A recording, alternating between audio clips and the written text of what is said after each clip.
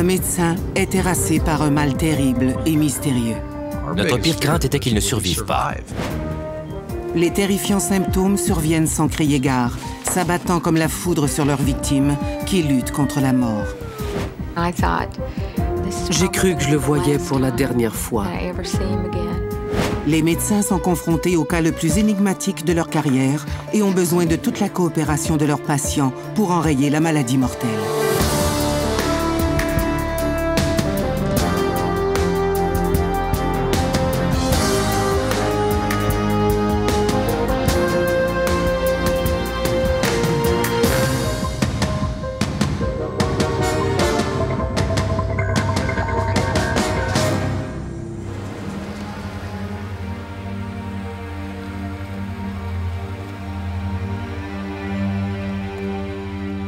Dans la banlieue cossue de Prairie Village, au Kansas, le cardiologue Mike Farrar entame sa séance d'exercice matinale quand, soudain, il est victime d'un malaise. D'horribles douleurs lui déchirent le ventre. Il faisait chaud et à la fin de mon entraînement, j'ai été pris de nausées et de vomissements. Au bout de quelques minutes, il parvient à rassembler ses forces et à regagner son domicile en chancelant. Comme les douleurs étaient très violentes, je me suis dit que j'avais attrapé quelque chose d'inhabituel. Sa femme, Deborah, médecin elle aussi, est surprise par ce malaise soudain. La veille, son mari se portait encore comme un charme. Le lendemain, bien que toujours en proie à ces violentes douleurs, Mike part travailler. Je n'avais jamais manqué plus d'un jour de travail en 10 ans. J'étais en parfaite santé. J'avais 40 ans et je n'avais jamais été hospitalisé ni opéré. Mais Kent Barr, un collègue cardiologue de Mike, voit bien qu'il est très malade. Il avait des nausées, des vomissements, de la fièvre. Il était très mal. Malgré ses troubles, Mike continue sa journée et refuse de rentrer chez lui. Ce soir-là, je lui ai proposé de rester de garde à sa place. Mais c'est un dur. Et il m'a dit « Non, je peux le faire ». Mike reste donc à l'hôpital, mais il est de plus en plus inquiet sur la cause de son mal. Il demande l'avis du docteur Greg Barber, gastro-entérologue. Il m'a dit qu'à son avis, c'était probablement juste une grippe intestinale ou une gastro-entérite d'origine virale, et que si les troubles persistaient, il faudrait voir ça de plus près. Une même maladie peut présenter des formes variables. On peut avoir une gastro-entérite légère ou sévère. Je pensais que la sienne était plutôt sévère, mais ses symptômes restaient dans le cadre de ce qui pouvait être une gastro-entérite infectieuse. Mais le mal progresse rapidement. Je suis rentré chez moi, j'ai mangé avec ma famille, puis j'ai été pris de nausées et de vomissements irrépressibles. Je vomissais jusqu'à 20 fois par heure et ça a duré toute la nuit. J'avais une violente diarrhée et des douleurs abdominales qui me causaient des brûlures intolérables. Le lendemain matin, Deborah conduit Mike à l'hôpital en toute hâte.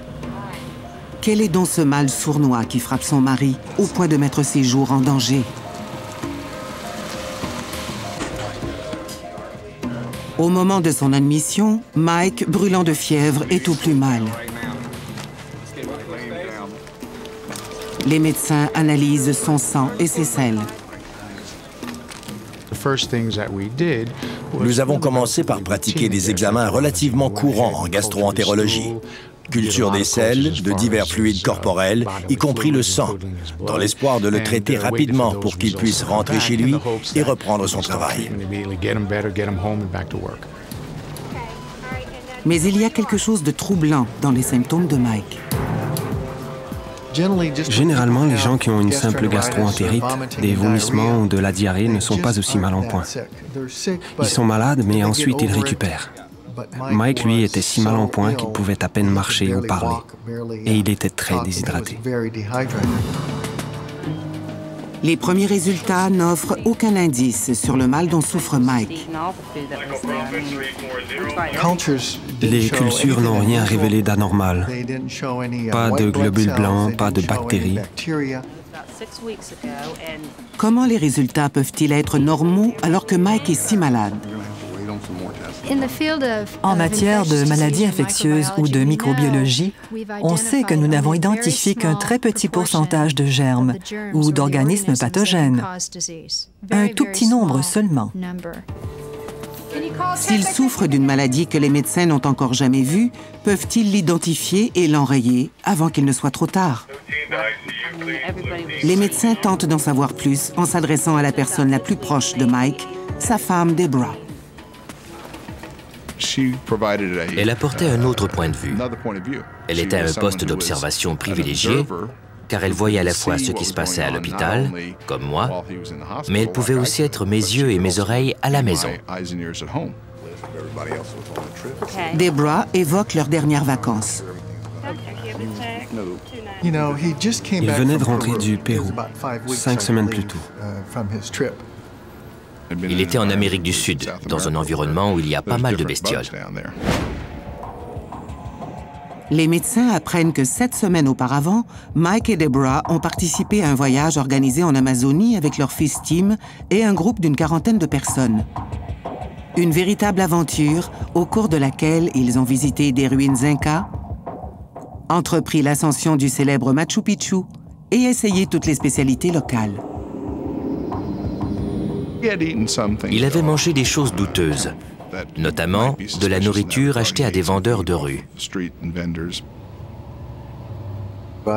Je pensais qu'il avait contracté une maladie tropicale, une infection d'origine virale ou bactérienne, ou peut-être même un parasite que nous n'arrivions pas à cultiver par nos techniques habituelles. Le voyage de Mike en Amérique du Sud est-il à l'origine de ces troubles? Est-il victime d'un virus rare et potentiellement mortel? Nous n'avions pas beaucoup d'indices, ni de données susceptibles de nous mettre sur la voie. On ne s'expliquait pas pourquoi il était si malade. Mais à supposer même que Mike ait contracté une maladie tropicale, les analyses de sang et de sel devraient le révéler. Les médecins commencent à croire que son voyage au Pérou n'a peut-être aucun rapport avec sa maladie. Au début, j'ai soupçonné qu'un organisme que nous n'avions pas les moyens scientifiques de détecter était à l'origine de la maladie.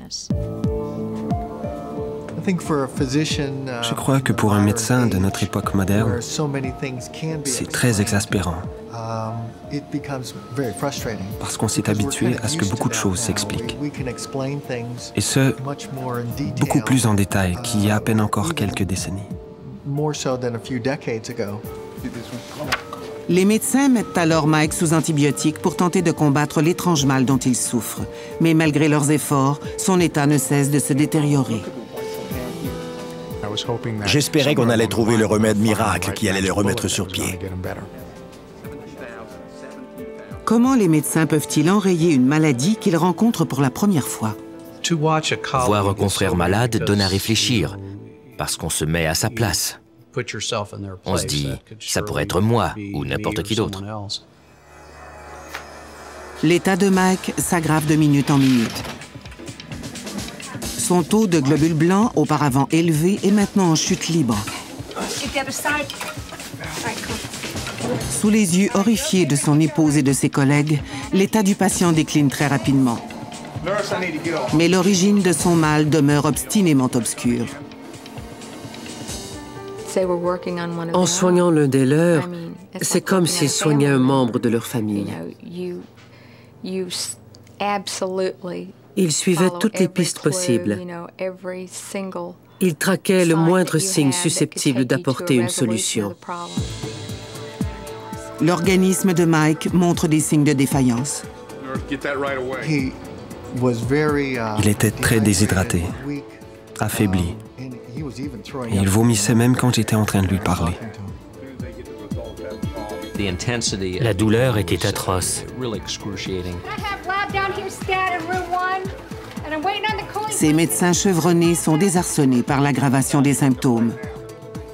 Un mystérieux virus a-t-il pu ainsi ravager son organisme en moins d'une semaine? Les médecins peuvent-ils trouver les moyens d'enrayer ce fléau potentiellement mortel pour leurs patients, mais aussi, qui sait, pour eux-mêmes?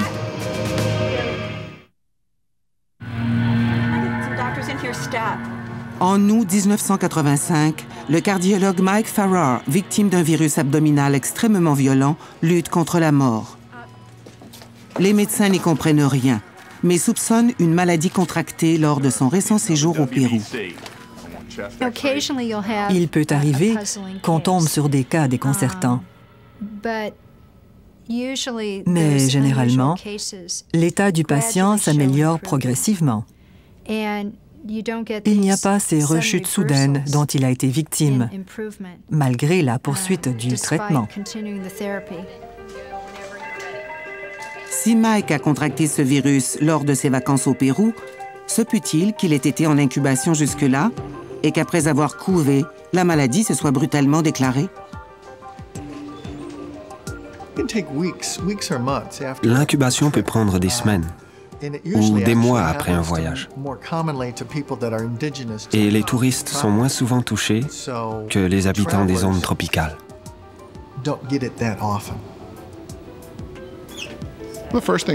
Avant tout, on a cherché à savoir si quelqu'un d'autre dans la famille était malade. La plupart des participants au voyage en Amazonie, y compris les membres de la famille de Mike, ont souffert de la classique diarrhée du voyageur. Mais leurs troubles n'ont pas duré et ils se sont rétablis depuis des semaines. Tous les autres se portaient bien. Sa femme allait bien, ses enfants aussi.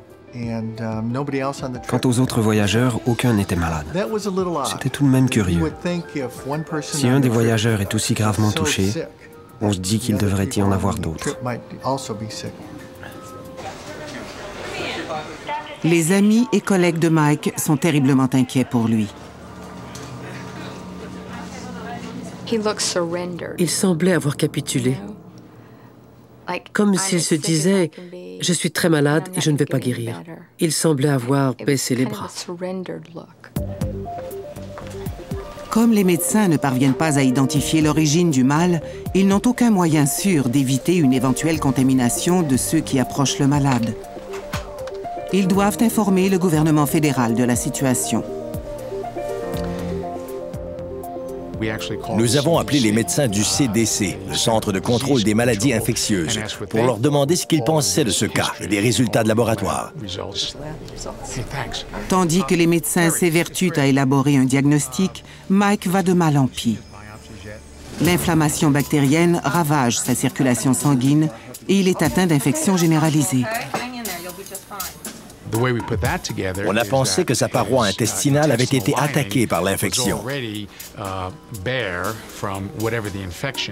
Ainsi, les bactéries pouvaient s'infiltrer beaucoup plus facilement dans la circulation sanguine. Pour combattre l'infection massive, les médecins posent une voie centrale qui leur permet d'injecter du sérum et des antibiotiques directement dans la circulation sanguine du patient. Ma femme, qui était médecin, était présente et a proposé à une des infirmières de poser elle-même la voie centrale. Grâce à ses compétences médicales, Deborah peut apporter une aide précieuse aux médecins. Deborah est une femme très intelligente. C'était une oncologue et une interniste confirmée. Et chacun de nous avait environ 9 ans d'expérience post-universitaire en médecine interne. Le couple est miné par la mésentente, mais la présence dévouée de Deborah réconforte Mike dans ces moments difficiles.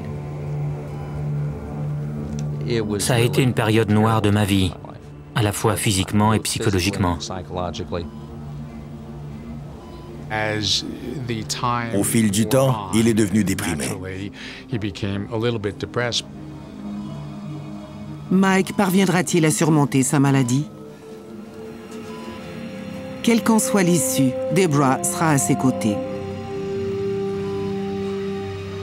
Mais malgré le soutien moral de sa famille et de ses amis, sa santé continue de se détériorer. Mike flotte dans un état de semi-conscience. Au moment des changements d'équipe, quand je voyais les gens venir travailler, je les regardais en me disant « Ils viennent travailler aujourd'hui. Ce soir, ils vont rentrer chez eux. Demain, ils seront à nouveau là. Et quand ils reviendront, je serai mort. »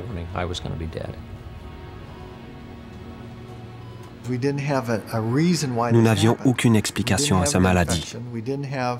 Il n'y avait pas d'infection. Et l'inflammation était si virulente que nous ne savions absolument pas ce qui la provoquait.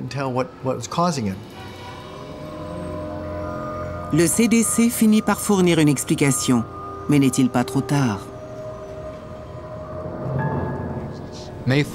Ils pensaient que c'était peut-être la fièvre typhoïde. 400 cas de typhoïde sont diagnostiqués chaque année aux États-Unis. Si la maladie n'est pas contagieuse, elle peut en revanche être mortelle si elle n'est pas soignée. Mais Mike a reçu les soins adéquats. Alors pourquoi son état empire-t-il? Les médecins craignent que le CDC ne fasse fausse route. Ça ne se présentait pas vraiment comme une fièvre typhoïde. Il était très malade, mais ses symptômes gastro-intestinaux étaient plus sévères que je ne l'aurais prévu. Roma Toms, collègue et amie de longue date de Mike, sait combien il se bat et elle vient souvent le voir. Quand j'ai vu son visage, j'ai eu un choc. Je me suis dit qu'il allait mourir. Ça m'a fait froid dans le dos. J'étais bouleversée de le voir comme ça, mais je ne voulais pas qu'il s'en rende compte. En sortant de sa chambre, j'ai rencontré un de ses collègues, je l'ai regardé et je lui ai demandé « Il va mourir, n'est-ce pas ?» Il m'a répondu « Non, non, ne vous inquiétez pas, ça va aller. Il a attrapé quelque chose quand il était à l'étranger, mais on va le soigner. » Le médecin ne sait pas si bien dire.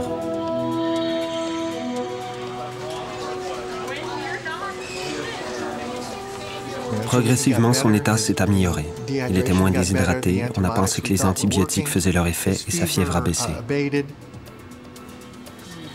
Mais les médecins ne sont toujours pas sûrs qu'il s'agit de la typhoïde. Il semblait aller mieux, mais nous n'arrivions pas à identifier le germe ou l'organisme qui avait causé la maladie. Un virus tropical peut-il frapper comme la foudre puis disparaître aussi soudainement? Après 7 jours d'hospitalisation, Deborah peut enfin ramener son mari à la maison. Mais Mike n'est pas sur pied pour autant. Le simple fait de traverser la rue est une épreuve. Il y avait beaucoup de circulation. J'ai dû courir pour éviter les voitures. Et arrivé au milieu de la rue, je n'en pouvais plus. J'ai dû ralentir et marcher. J'ai failli ne pas arriver à temps de l'autre côté. C'était terrifiant. Là, j'ai compris que c'était grave, parce que j'étais si faible que je n'arrivais même pas à faire 15 mètres en courant pour traverser la rue. À sa sortie de l'hôpital, Mike constate que son appétit est revenu pour la première fois depuis une semaine. Après cette terrible épreuve où il a frôlé la mort, il est heureux de prendre ce premier repas en famille. Tim aimait cuisiner. D'ailleurs, il voulait en faire son métier. Il a fait des spaghettis qu'il nous a servis à tous. C'était très bon. Mais peu après le repas, Mike se sent mal à nouveau.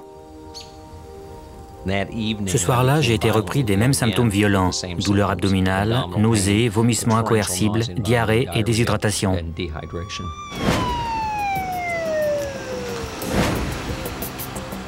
C'est un homme à demi conscient que Deborah conduit en toute hâte aux urgences.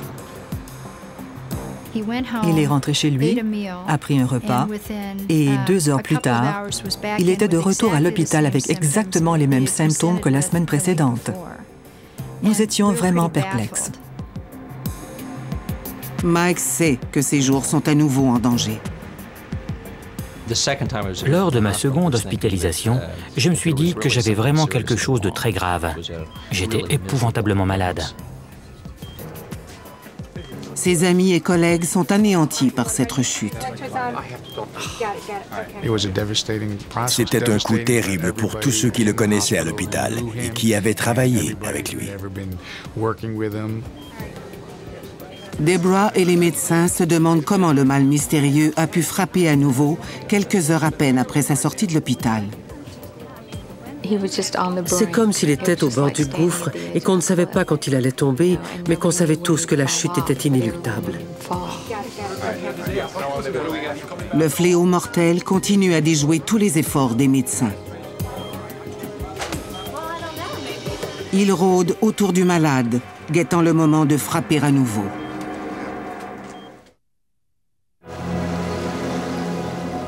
Dans une petite ville de la banlieue de Kansas City, le docteur Mike Farrar est victime d'un virus inconnu. Après une hospitalisation de plusieurs jours, son état s'est amélioré et il a pu rentrer chez lui. Mais quelques heures plus tard, les terribles symptômes ont recommencé.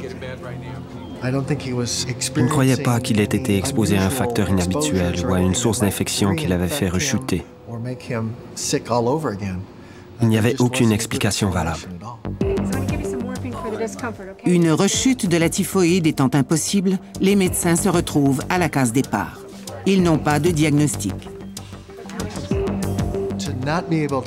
Ne pas pouvoir expliquer pourquoi quelqu'un est si malade et frôle la mort de façon répétée, c'était très frustrant et angoissant.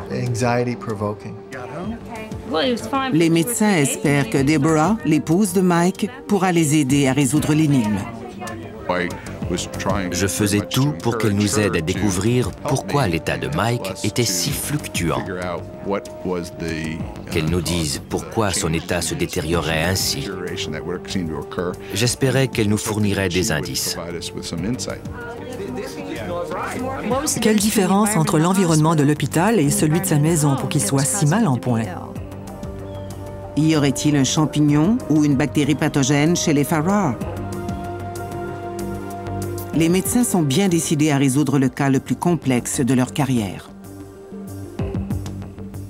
J'ai ouvert mon manuel des maladies infectieuses et j'ai lu toute la partie consacrée aux gastro-entérites et aux pathologies de l'intestin, de l'estomac et de l'intestin grêle, à la recherche d'une maladie qui m'aurait échappé. Les médecins procèdent aussi à des analyses plus poussées. Nous avons effectué des examens supplémentaires. D'abord, observation du côlon par coloscopie et ensuite, recherche d'infection dans l'estomac. Nous avons obtenu un schéma complet de l'intestin grêle. Le patient boit une solution de contraste appelée barium qui permet de visualiser les 7 mètres de l'intestin grêle pour y détecter un épaississement de la paroi intestinale ou une infection du côlon. Dans cet océan d'incertitude, Mike parvient cependant à garder une attitude positive. Il a courageusement fait face en disant « Bon, qu'est-ce qu'on fait maintenant ?» Il n'a jamais sous-estimé notre travail. Mike décrit précisément aux médecins ses troubles physiques. Par contre, il omet de mentionner un autre facteur susceptible d'affecter sa santé, ses problèmes de couple.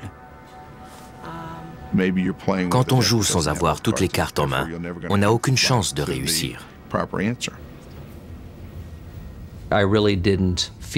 J'avais vraiment le sentiment que mes problèmes de vie privée ne regardaient personne.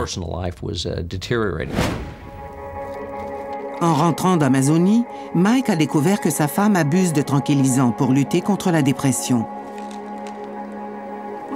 Car Deborah supporte mal de n'être plus qu'une mère au foyer et d'avoir renoncé à son métier de médecin pour aider la carrière de son mari.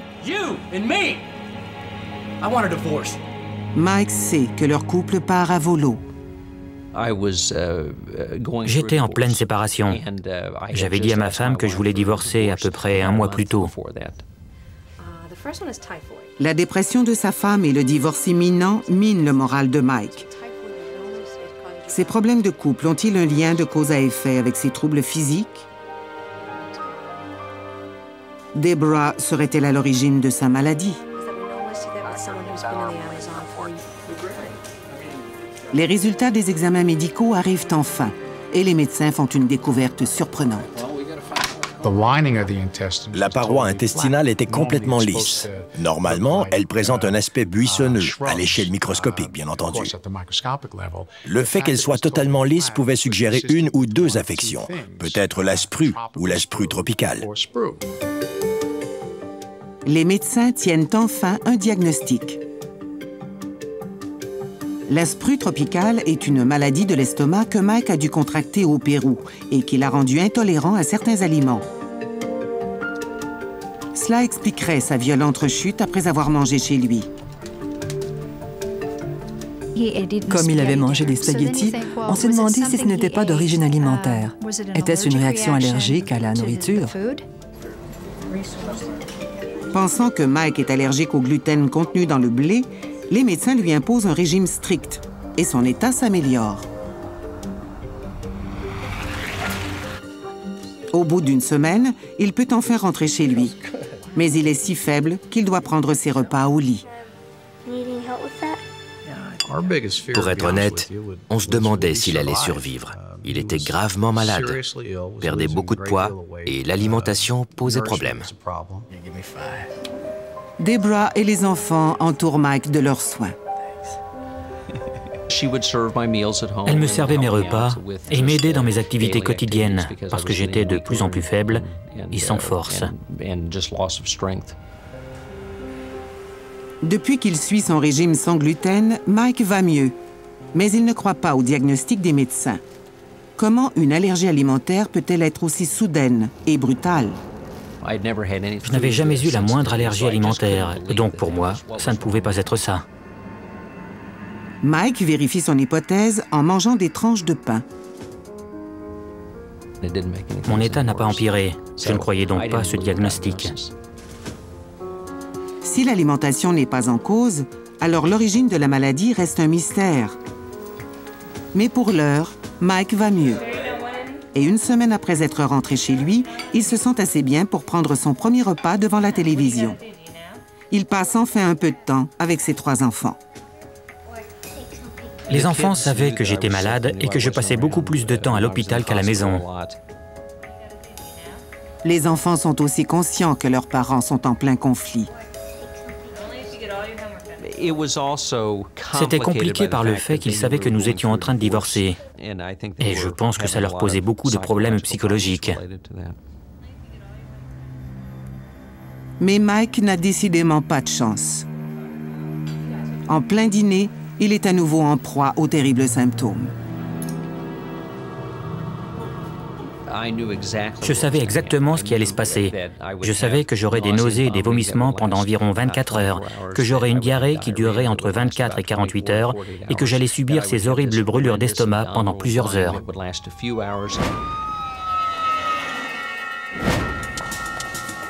Pour la 3e fois, Mike est hospitalisé. Personne ne comprenait vraiment ce qui se passait. Il entrait à l'hôpital et au bout de quelques jours de traitement, son état semblait s'améliorer. Puis il rentrait chez lui et tout recommençait. On a vraiment cru que ce ne serait qu'une question de temps et qu'au bout d'un certain nombre d'hospitalisations, il ne récupérerait pas. Les intestins de Mike sont si abîmés que toute nourriture lui est désormais interdite. Il perdait du poids. En fait, il en perdait tellement et il avait une telle carence en protéines qu'on a dû le renvoyer chez lui et l'alimenter par perfusion intraveineuse. On lui a dit de ne plus rien manger jusqu'à ce que ses lésions intestinales aient guéri, quelle qu'en soit la cause. Quand nous l'avons mis sous perfusion, une fois franchi le cap difficile avec les antibiotiques, les vitamines et la suppression du gluten, nous espérions que sa paroi intestinale se reconstituerait et qu'il pourrait se réalimenter de façon autonome. La médecine ne peut agir que jusqu'à un certain point. Ensuite, on renvoie le patient continuer le traitement chez lui car il faut libérer des lits. L'hôpital ne peut pas garder de patients dont l'état ne va pas s'améliorer. Le patient est autorisé à rentrer chez lui en convalescence. Dès son retour, il constate avec stupéfaction qu'il pèse le même poids que son fils adolescent. À la fin de ma troisième crise, je devais peser 55 kilos. Un jour, je me suis regardé dans la glace et j'ai eu un choc en voyant combien j'étais malade et affaibli et à quel point j'avais maigri. J'ai vraiment cru que j'allais mourir. Mais depuis son retour, Deborah s'occupe de lui avec une sollicitude de tous les instants. Elle était vraiment inquiète et soucieuse de ma guérison. Et elle m'aidait beaucoup dans tous les aspects du traitement, y compris la nutrition par perfusion. Mais certains commencent à remettre en cause la pureté des intentions de Deborah. La maladie de Mike défie toute logique et dans l'entourage du couple, on se pose des questions. Je revenais chez moi et très vite, je rechutais violemment.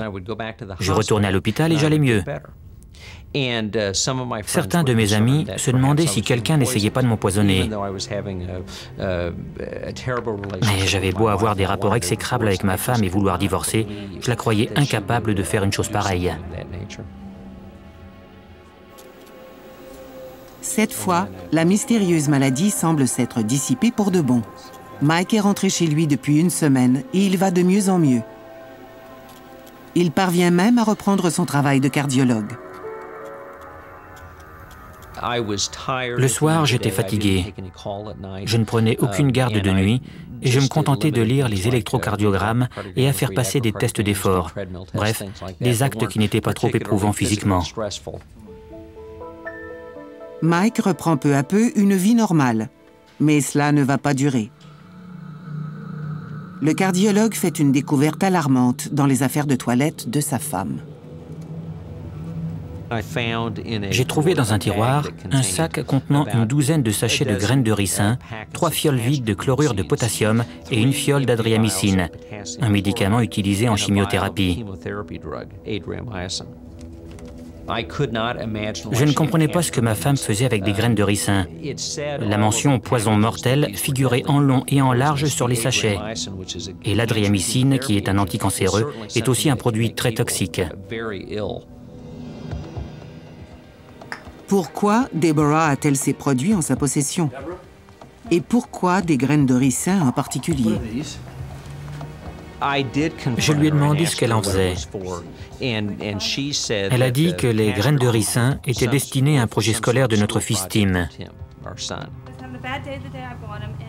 Mike n'est guère convaincu par les réponses de sa femme. Elle ne s'intéressait absolument pas à la botanique, au jardinage ou à ce genre de choses. D'ailleurs, ça n'expliquait pas le potassium et l'adriamycine sur lesquels elle n'a pas répondu. Étant donné leurs récents problèmes de couple et les explications embrouillées de Deborah, est-il possible qu'elle ait envisagé l'impensable? Je me suis dit que si elle voulait utiliser ces produits pour se suicider, c'était pour le moins curieux. Deborah, qui a été un médecin respecté et une mère équilibrée, commence à avoir un comportement étrange. Quand Mike la surprend un couteau à la main, il s'interroge sérieusement sur sa santé mentale. Ma femme buvait beaucoup.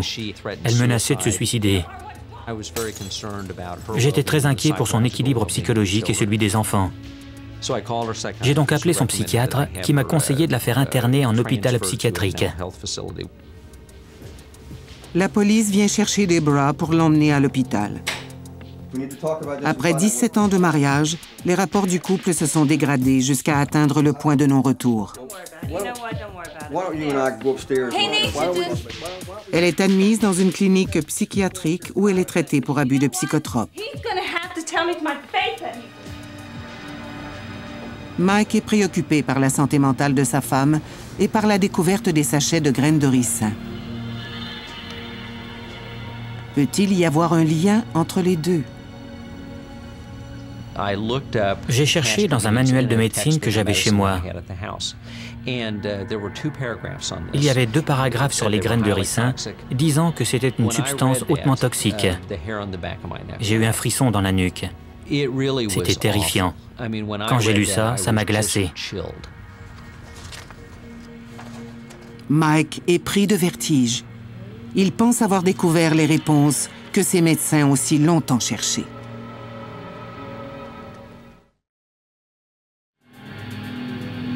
Le cardiologue Mike Farrar se remet lentement d'une affection intestinale aussi virulente que mystérieuse. À plusieurs reprises, il a eu une crise chez lui, puis a lentement recouvré la santé à l'hôpital. Il a ainsi frôlé la mort quelquefois. Puis il a découvert par hasard, dans les affaires de sa femme, des graines de ricin. Pourquoi Deborah est-elle en possession de tels sachets? Il se trouve que les graines de ricin contiennent de la ricine, un poison extrêmement toxique. La ricine peut causer une maladie mortelle entraînant nausées, vomissements sévères, douleurs abdominales, diarrhée, fièvre, frissons et tous les symptômes que j'avais eus. La ricine étant un produit très rare, comment Deborah en connaîtrait-elle la toxicité? Poison de choix dans la littérature policière du début du 20e siècle et oubliée depuis, la ricine a fait récemment les manchettes des journaux. En février 2004, une lettre contenant ce poison a été adressée au Sénat des États-Unis, provoquant l'évacuation et la décontamination d'une cinquantaine d'employés. Mike décide de faire part de ses découvertes au docteur Nick Szilagyi. Je lui ai parlé de mes problèmes avec ma femme. Je lui ai donné les articles en lui faisant un bref résumé et je lui ai dit qu'après les avoir lus, j'étais convaincu qu'elle m'avait empoisonné. Je lui ai dit, Mike, c'est très possible. Et ça collait parfaitement, à cause du phénomène de yo-yo qu'on avait observé. À l'hôpital, son état s'améliorait et dès qu'il rentrait chez lui, il retombait malade. C'était plus cohérent que tout ce qu'on avait trouvé jusque-là. Après un internement de 4 jours, Deborah est autorisée à quitter l'hôpital. Elle ignore que Mike s'est documenté sur les graines de ricin et leur utilisation comme poison. Je n'ai pas prévenu la police. Je pensais qu'on ne me croirait pas, qu'on me prendrait pour un mari parano en instance de divorce qui en veut à sa femme et qui essaie de la traîner dans la boue. Plutôt que d'affronter sa femme franchement, Mike juge préférable de s'éloigner d'elle. Je me suis dit, je vais en rester là, me tenir loin de mon ex-femme et ne rien manger de ce qu'elle me donne. Quelques jours plus tard, Mike la rencontre à un match de soccer auquel participe leur fils. Elle m'a tendu une tasse de cappuccino en me disant que Tim l'avait préparé tout exprès pour moi. Elle m'a dit « Sois un bon père, bois », mais je n'y ai pas touché. Mike sait qu'il ne servirait à rien d'apporter la tasse à la police. Si j'étais allé voir la police en disant « Ma femme essaie de m'empoisonner avec de la ricine. Prenez cette tasse et analysez-la », ils ne m'auraient pas cru. Ils auraient pensé que j'avais très bien pu mettre le poison moi-même. Ça ne prouvait rien. Exaspéré et diminué par la maladie, Mike ne fait-il pas de sa femme un bouc émissaire? Mais s'il dit vrai, il lui sera difficile de le prouver. Dans cet hôpital, on ne peut pas faire une prise de sang et l'envoyer au labo en demandant un dépistage de ricine. Ça ne se fait que dans certains centres spécialisés. Ce soir-là, Mike reçoit sur son téléavertisseur un appel provenant de son domicile. C'est sa femme. Elle a trop bu et elle a du mal à articuler. Très vite, elle coupe court en raccrochant au nez de Mike. Il reçoit un autre appel, mais cette fois, ce n'est pas sa femme. Vers minuit et demi, un de mes voisins m'a appelé pour me dire que ma maison était en feu et qu'il fallait que je vienne sur le champ. Quand les pompiers arrivent, Deborah et leur fille de 10 ans, Lisa, ont réussi à échapper aux flammes.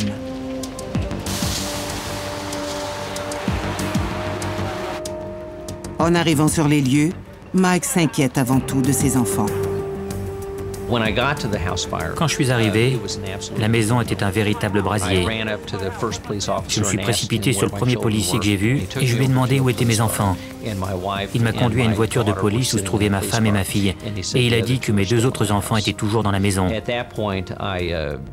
J'ai poussé un hurlement, j'ai crié à ma femme « Qu'est-ce que t'as encore fait ?» Et j'ai regardé brûler ma maison. J'ai compris en quelques secondes qu'ils n'avaient pas la moindre chance d'en sortir vivant. Son fils Tim et sa fille Kelly périssent dans l'incendie. Pendant 3 jours, la police enquête avant de conclure à un incendie criminel provoqué par la présence d'un agent accélérateur. Ce n'était pas un accident. J'ai parlé longuement aux policiers et aux procureurs. Et pendant toute cette période, je continuais à perdre du poids et à me sentir mal. Ensuite, je me suis mis à avoir des poussées de fièvre modérées et des frissons. Et puis, j'ai commencé à avoir des suées nocturnes.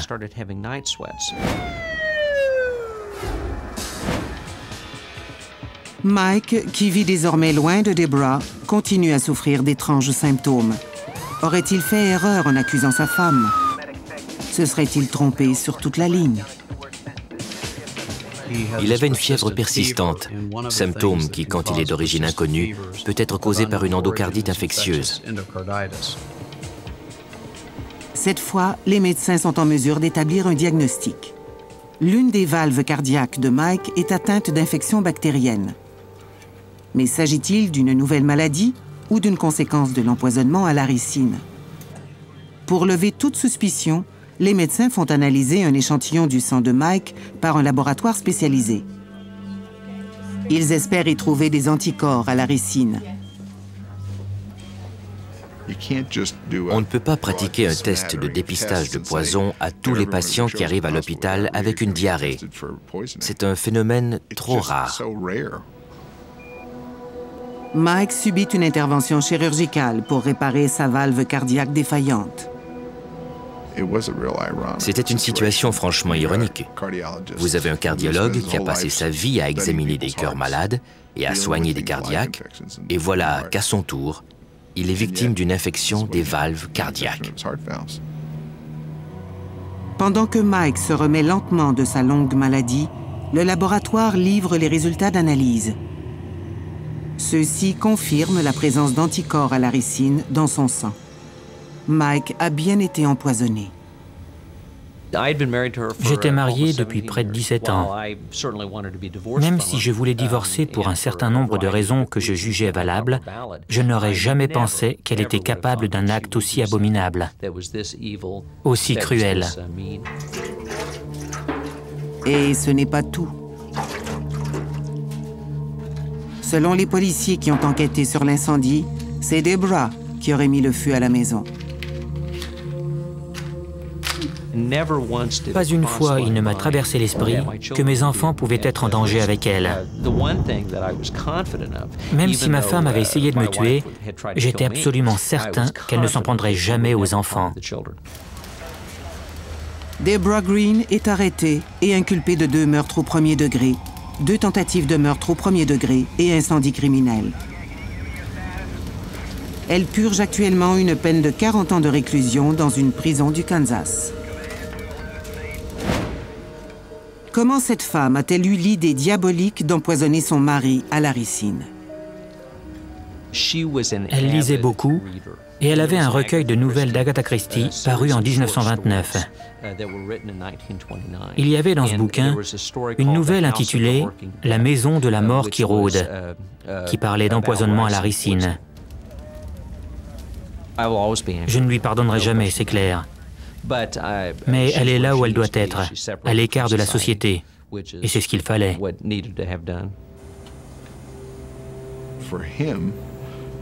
Malgré les horribles souffrances qu'il a endurées, aujourd'hui, il est en bonne santé, du moins physiquement.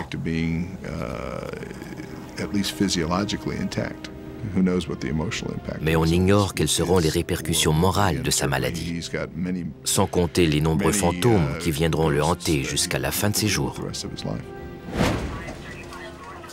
Pendant 6 mois, Mike Farrar a frôlé la mort et fait de fréquents séjours à l'hôpital.